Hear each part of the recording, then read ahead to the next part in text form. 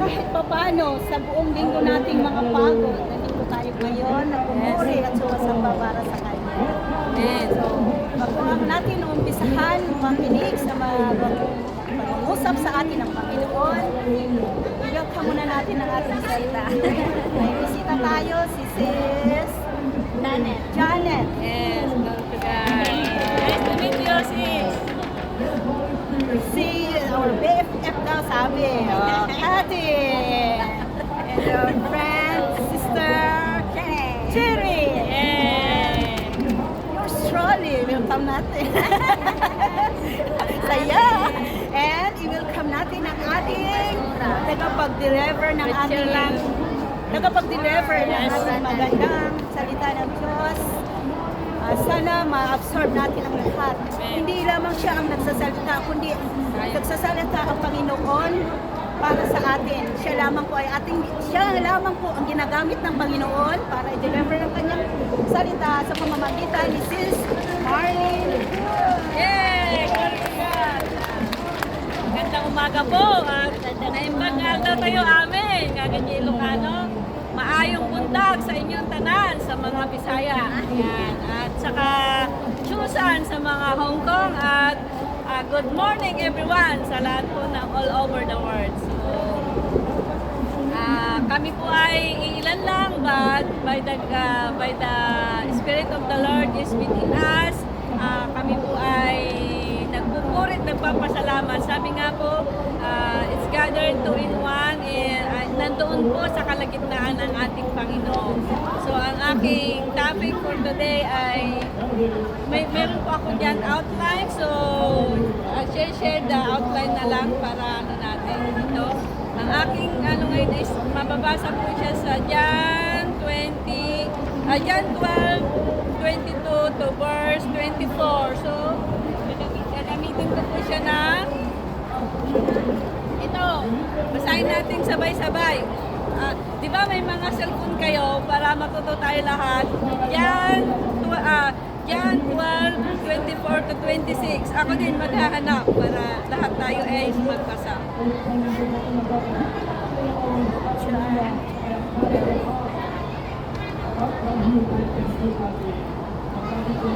Yan.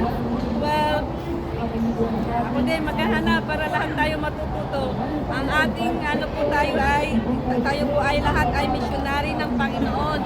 Pag sinabing missionary ng Panginoon, tayo po ay isang tagapagpahayag ng mabuting balita ayon sa Biblia. Ito po ang ating buhay po ay isang testimony na ang buhay Kristiyano ay totoo sa pamagitan na kahit tayo may problema sa buhay, masaya pa rin kasi sabi nga sa awit, ang buhay ng Kristiyano ay masayang tunay.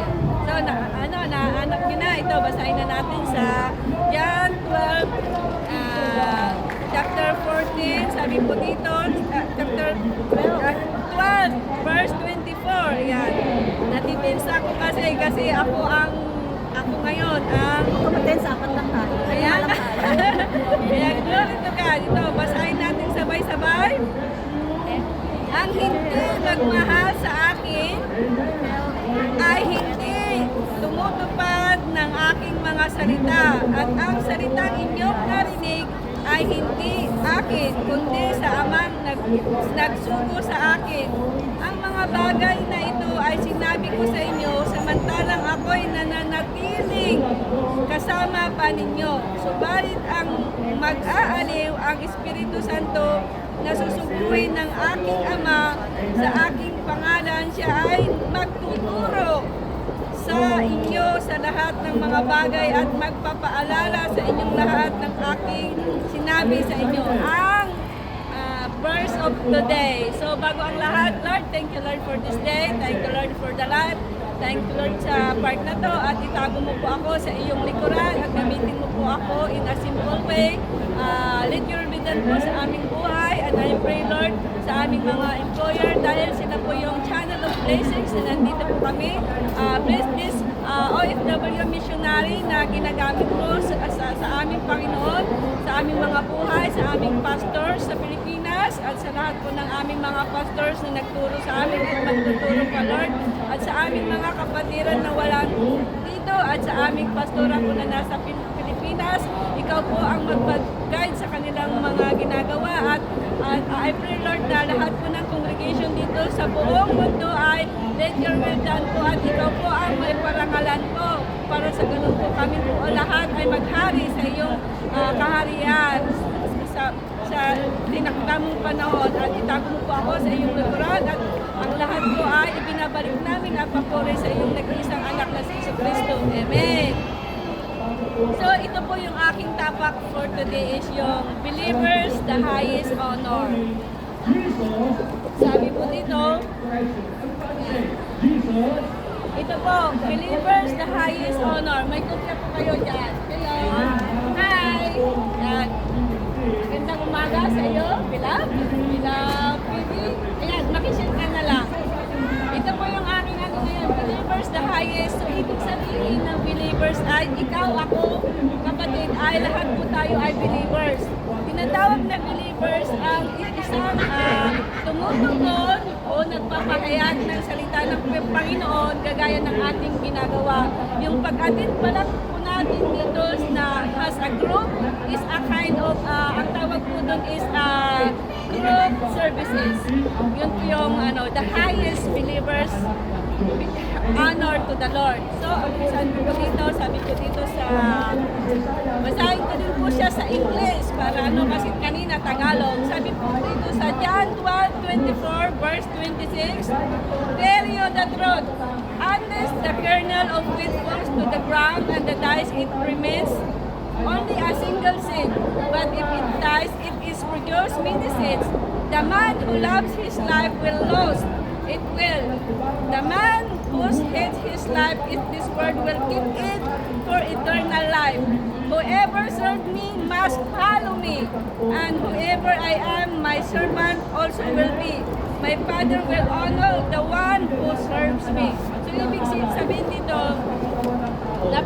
napakaliwanag ng sinabi dito na ang sinumang nananalig sa akin o sumusunod sa akin, sabi dito sa verse 25, the man who loves his life will lose. Yan, it will, while the man who hates his life, this world will keep it eternally. Kung titignan nyo dito, yung pag namatay tayo, kagaya ng Jesus Christ, di ba namatay siya, pero lahat tayo nasalba. Sabi nga sa John 3:16, for God so loved the world, who give us the only begotten Son, who believes. Ibig sabihin doon yung who believes, lagi kong inuulit-ulit to, kasi yung iba, naalala ko tuloy, may isang congregation na sabi ng isang member, Pastor, bakit lagi mong pinipress ang John 3:16? Nakakaumay. Yun ang sabi. Ang sagot naman ng pastor, hanggat hindi ko nakikita na nasa buhay nyo ang salita ng Panginoon, ay uulit-ulitin ko pa rin kasi this is the reminder. Sabi nga, John 3:16, for God so loved the world who give us the only begotten Son who believe. So ibig sabihin, sabi ng pastor, who believe, hanggang ngayon hindi pa rin kayo naniniwala, kaya hanggang ngayon inuulit-ulit ko pa rin. Ganun po. Alam niyo po mga kapatid, si Lord po is everyone has, binigyan po tayo ng free will. Ibig sabihin ng free will, ikaw pa rin ang masusunod kung saan ka ba talaga. Kaya nga sinabi doon, who believes in Him have eternal life.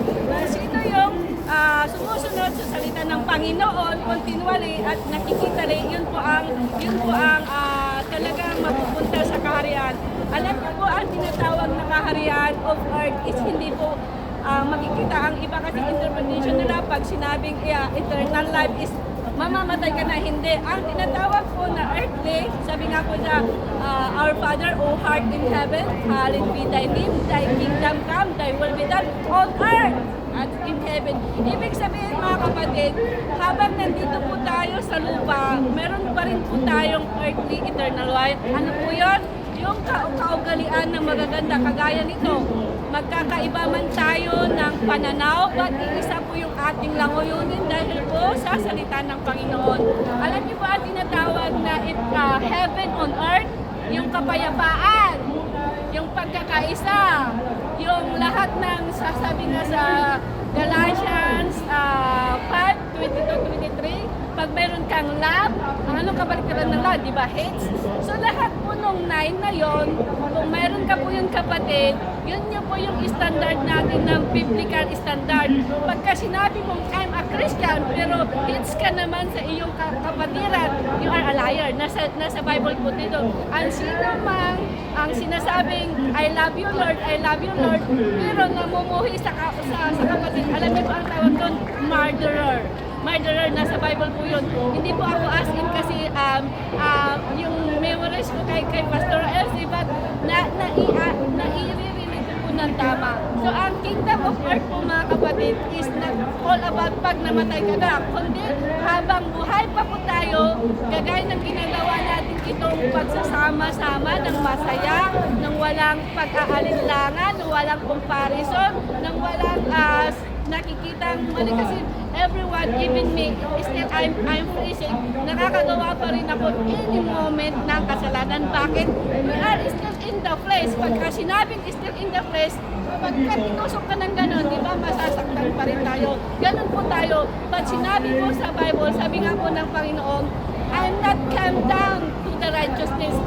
Bumaba po ang Panginoon dito sa ating, ikaw at ako, na makasalanan. So, ibig sabihin, ang sabi po ng Panginoon, habang tayo ay nagpapahayag ng mabuting balita, sabi nga doon, kung ano yung you sow what you reap.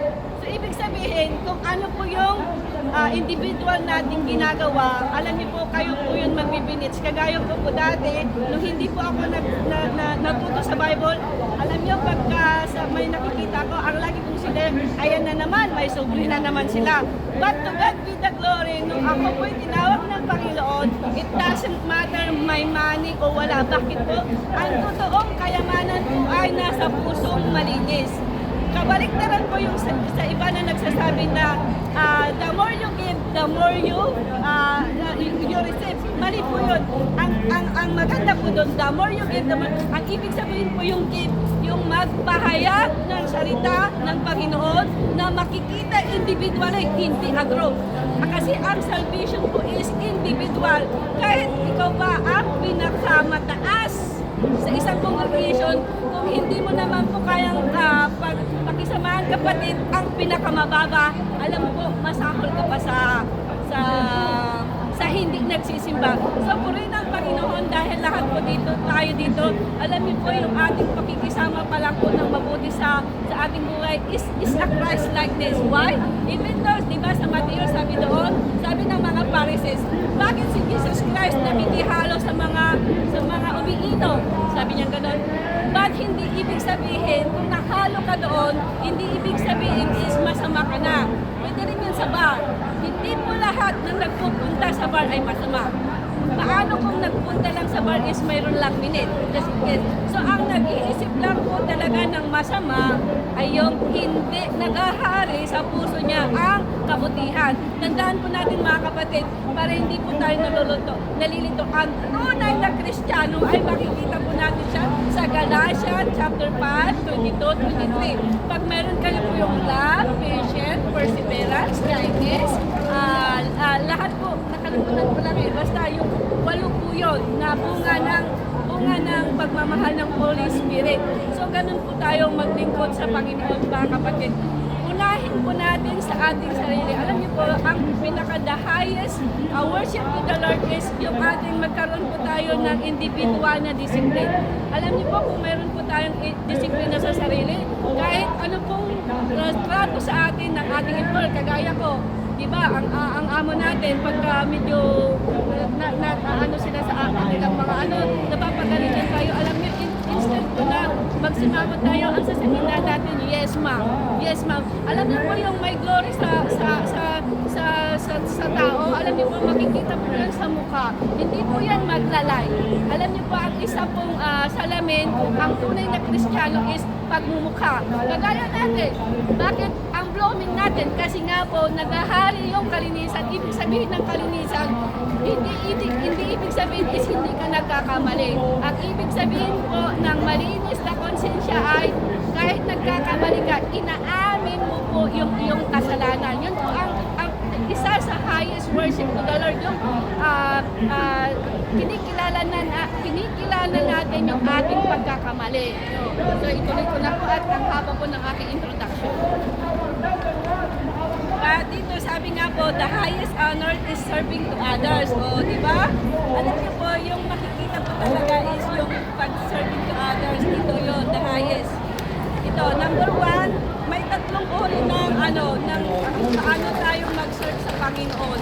Ang una po ay yung serving God is the highest in this lifetime.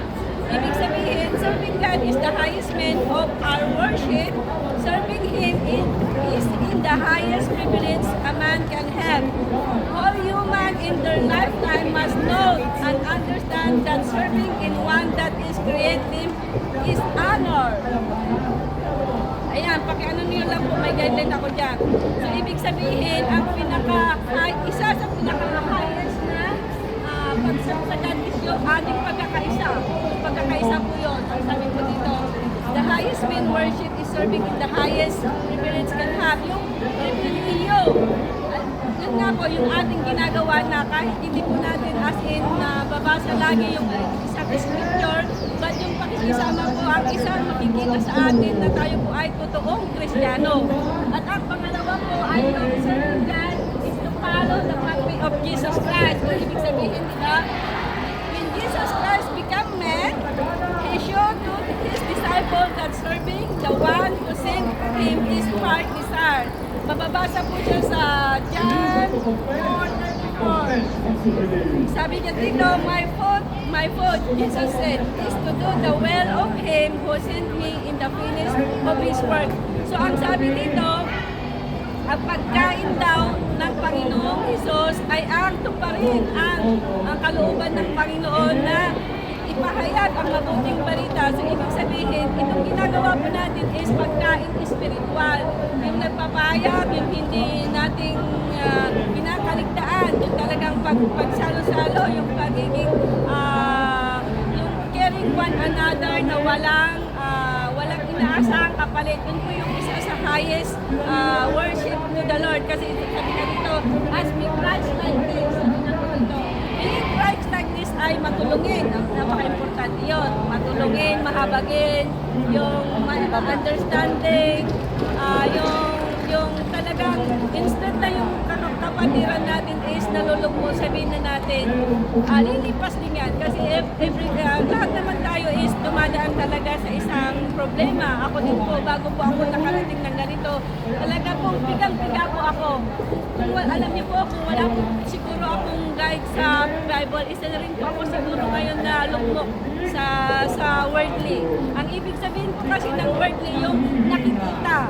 Ang pananampalataya po ay hindi po nakikita. Kagaya po natin, bakit po tayo may gathering na ganito? Bakit bigla ang naging OFW missionary? Hindi ko po ito inisip sa panang buhay ko. But glory to God, nangyari po.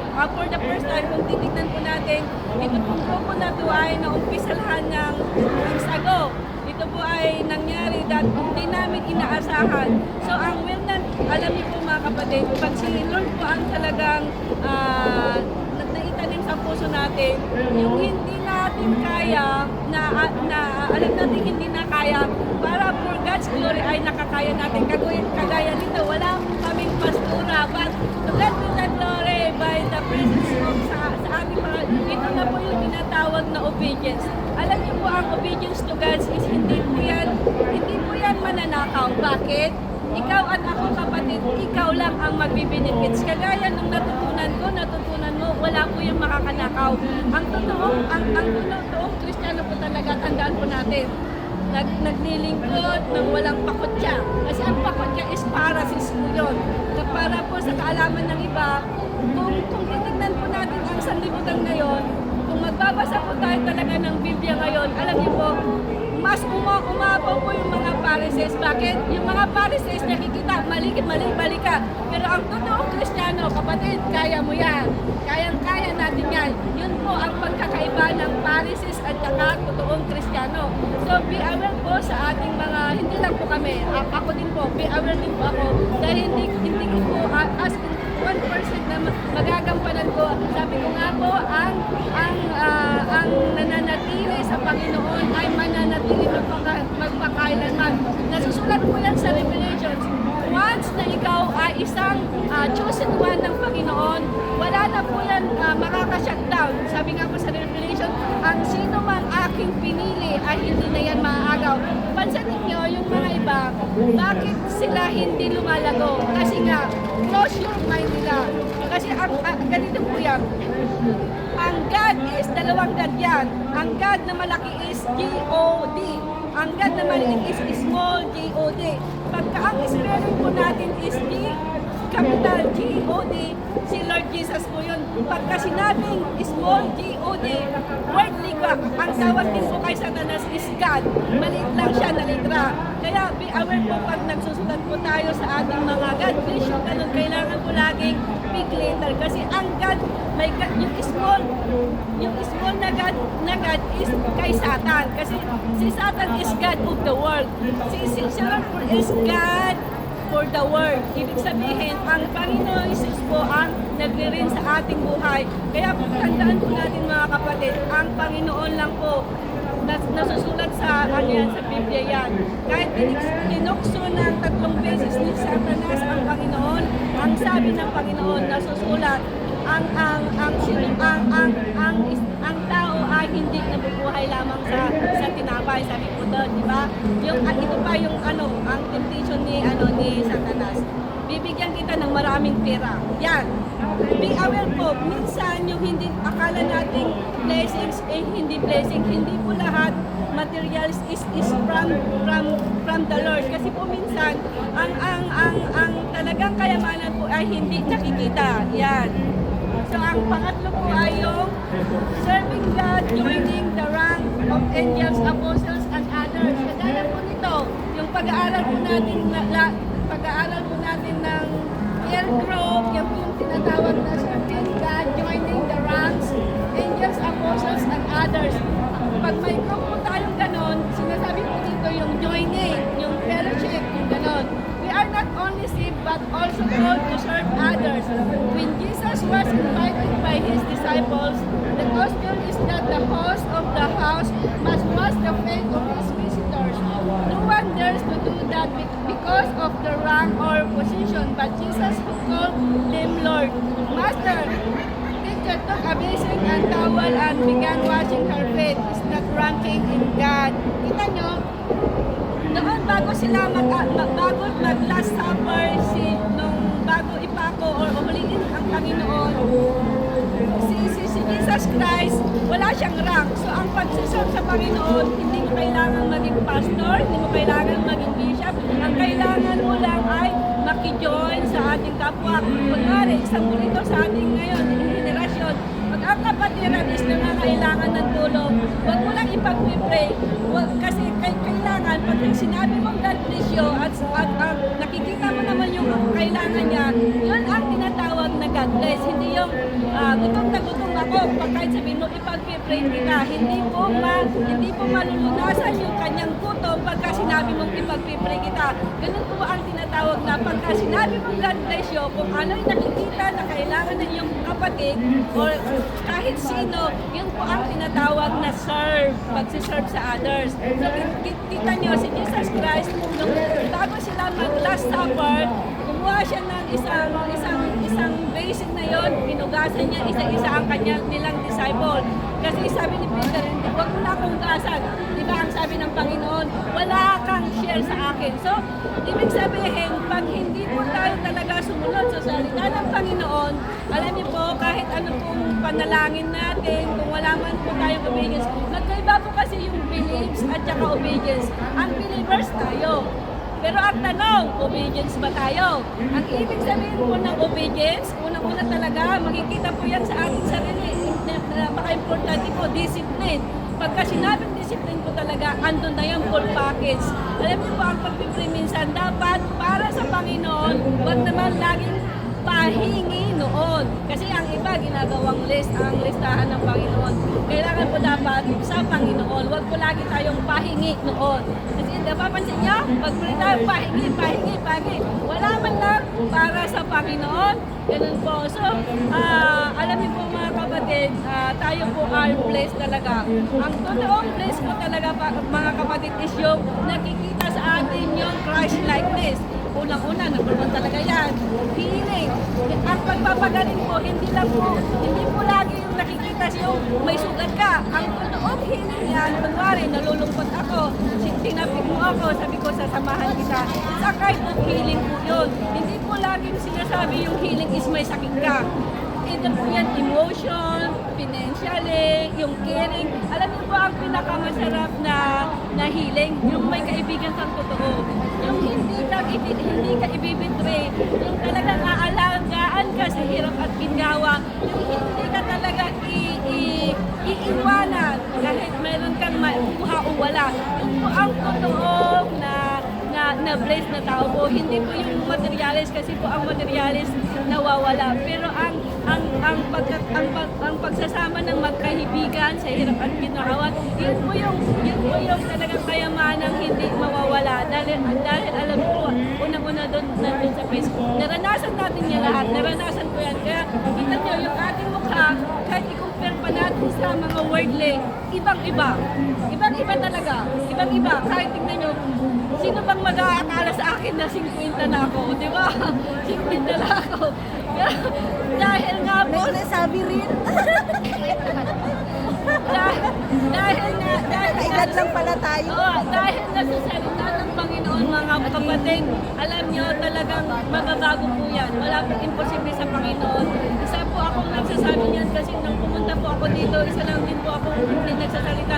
Pero ito po, tatandaan natin, pag tinawag ka po talaga ng Panginoon, it doesn't matter where you belong.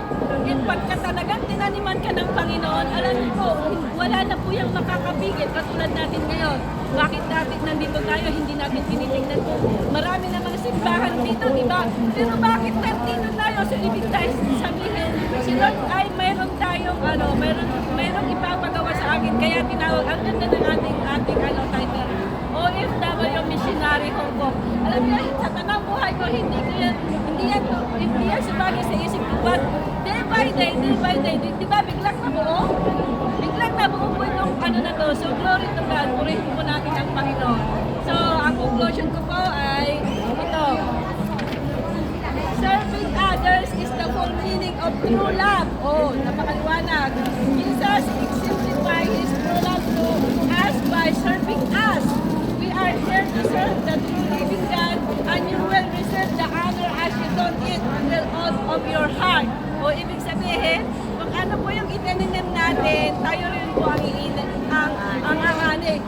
Kita niyo po ako talaga, honestly, medyo na ano niya yung life ko. Bakit ako giver? Bakit ako giver?